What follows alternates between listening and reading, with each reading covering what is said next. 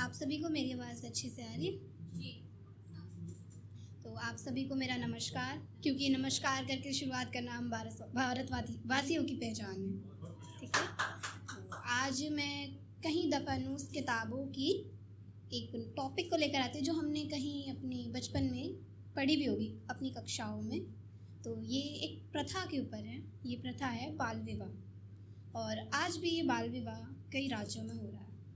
कभी किसी ने सोचा नहीं होगा कि कोई इस पर लिख सकता है, या लिखने वाले लिखते भी होंगे, पर ये बातें दब जाती हैं। तो आज मैंने उस नन्ही बच्ची की कहानी एक कविता में प्रस्तुत करने जा रही हूँ, जिसका शीर्षक है मेरी अभिलाषा अधूरी। हाँ मेरी अभिलाषा अधूरी, हाँ मेरी अभिलाषा अधूरी, लेना चाहती थी मैं घर पक्की ईंटों का मकान माँ बाबा के लिए। हाँ चाहती थी सजाना मैं अपना मकान, पर कौन जानता था माँ बाबा की अभिलाषा भी अधूरी है, पूरी हो के भी ना पूरी है। खैर ये बातें तो मेरी मन की अनकही दास्तां, खैर ये बातें तो मेरी मन की अनकही दास्तां, जो अभी शायद अधूरी है।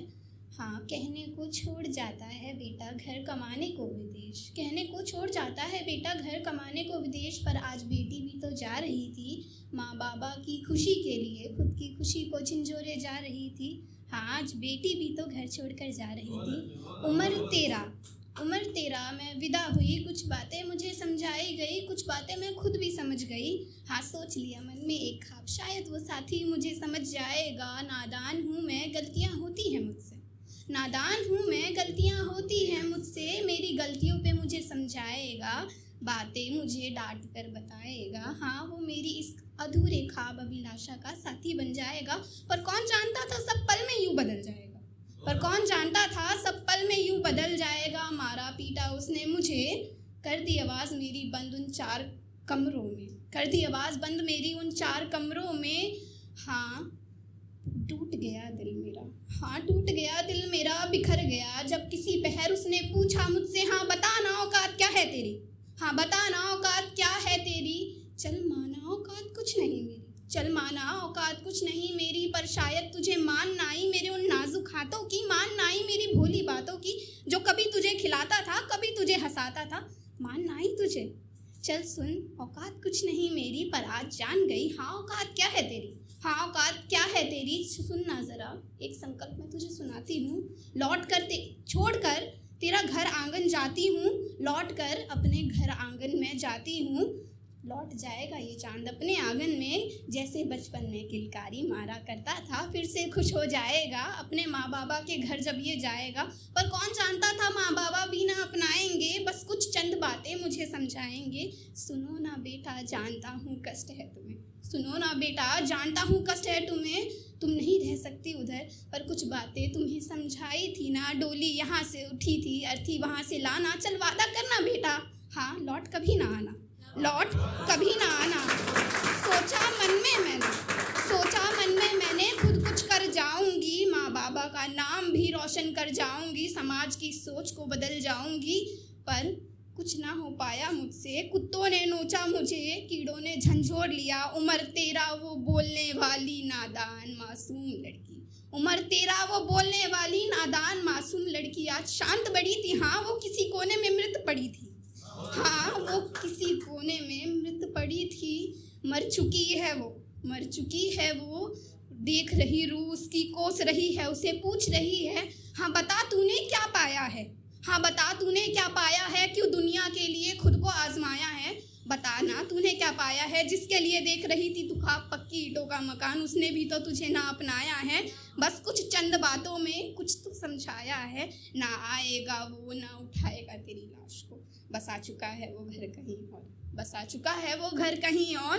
फिर भी तू मन में ख्वाब बुन रही है पक्की ईंटों का मकान। अरे मर चुकी है तू फिर क्यों तेरा कण कण बोल रहा है, हाँ मेरी अभिलाषा अधूरी, हाँ मेरी अभिलाषा अधूरी। एक शॉर्ट स्टोरी है, हर राइटर के मन में आता है कि आखिर वो क्यों लिखता है। तो मैंने चंद बातें करी थी एक पन्ने से, तो मैं आपको बताना चाहूँगी कि एक दिन बैठे बैठे जहन में ख्याल सा आया, एक दिन बैठे बैठे जहन में ख्याल सा आया, ना चाहते हुए भी मन में एक सवाल सा आया, आखिर मैं क्यों लिखती हूँ, आखिर मैं क्यों लिखती हूँ। बताओ मुझे खाली पन्ना, आज क्या तुम दोगे मेरे हर सवालों का जवाब कि आखिर मैं क्यों लिखती हूँ। पन्ना मुझे देखकर मुस्कुरा जाता है, कहता है हाँ जानता हूँ आज है मेरे पास तुम्हारे हर सवालों का जवाब।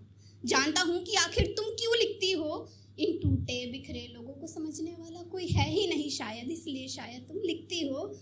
तो क्या मैं भी टूट गई हूँ या जग से रूठ गई हूँ, या मुझे भी कोई समझ नहीं पा रहा है, बताओ ना मुझे खाली पन्ना। तो पन्ना मुस्कुराता है और मेरे को बोलता है कि हाँ कुछ ऐसा ही हुआ है तुम्हारे साथ। तो अब जो लिखने वाला होता है वो काफ़ी मन में ख्याल रखता है कि अगर कोई पढ़ लेगा तो मैंने बोला कि अच्छा सुनो मेरी बात, क्या तुम मेरे इन राज़ों को रख पाओगे संजो के, ये जो मेरा ख्वाब, मेरी बात और वो इंसान की बातें तुम्हें जो बताई मैंने, 3 साल का ये ताना बाना, 3 साल का ये जो रिश्ता है, तुम रख पाओगे या फिर इस राज को दुनिया भर में लौटाओगे। बताओ क्या तुम मेरे हो जाओगे, खाली पन्ना क्या तुम मेरे हो जाओगे, या फिर हर किसी को, हर इंसान को, हर शख्स को मेरी कहानी बताओगे। तो पन्ना कहता है कि देखो मेरा वजूद तो कुछ नहीं तुम्हारे बगैर, मेरा वजूद तो कुछ नहीं तुम्हारे बगैर, हूँ तो मैं एक खाली पन्ना, जो तुम बनाओगी वो बन जाऊँगा, जो तुम बनाओगी वो बन जाऊँगा, जो तुम दर्शाओगी वो दर्शाऊँगा, ना चाहते हुए भी तुम्हारी कहानी सभी को सुनाऊँगा। जब कभी मुझे कोई पढ़ जाएगा और ये दिल तुम्हारा बिखर जाएगा, जब कभी कोई मुझे पढ़ जाएगा ये दिल तुम्हारा बिखर जाएगा, हाँ मैं हूँ एक खाली पन्ना, जब कभी मुझे कोई पढ़ जाएगा ये खजाने जैसा राज तुम्हारा लुट जाएगा।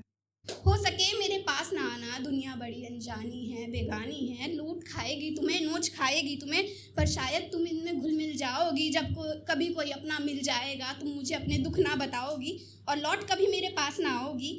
तो पन्ना मुझे बोलता है, मैं नाराज़ हो जाती हूँ, कहती सुनो एक बात बताती हूँ, लौट अब तुम्हारे पास कभी ना आती हूँ, अब ये रिश्ता यहीं टूट जाएगा। तुम तो कहते हो लुटा दोगे ख्वाब मेरे, पर मैं तुम्हारे बिना कैसे रह पाऊँगी, ये पन्ना, ये किताब, ये कलम, इनसे रिश्ता कैसे तोड़ पाऊँगी। तो पन्ना कहता हाँ मैं तो यही चाहता हूँ तुम मुझे छोड़ के चली जाओ। तो उस समय मैं पेन तोड़ती हूँ, और जब एक राइटर पेन तोड़ता है ना तो स्टिल वो लिखना नहीं चाहता कभी दोबारा। 1 महीना 2 महीना बीत जाता है, फिर मैं एक पेन उठाती हूँ और लिखने बैठती हूँ। पन्ना देखता है और हंसता है, मेरे को बोलता है बताओ आज कुछ नया लाई हो, कुछ ख्वाब लाई हो, कुछ अल्फाज लाई हो, कौन सी नई बात लाई हो, तैयार हूँ तुम्हारा राज लुटाने को। हाँ मैं हूँ तुम्हारा वो कोरा खाली पन्ना, बताओ आज क्या नया लाई हो। धन्यवाद।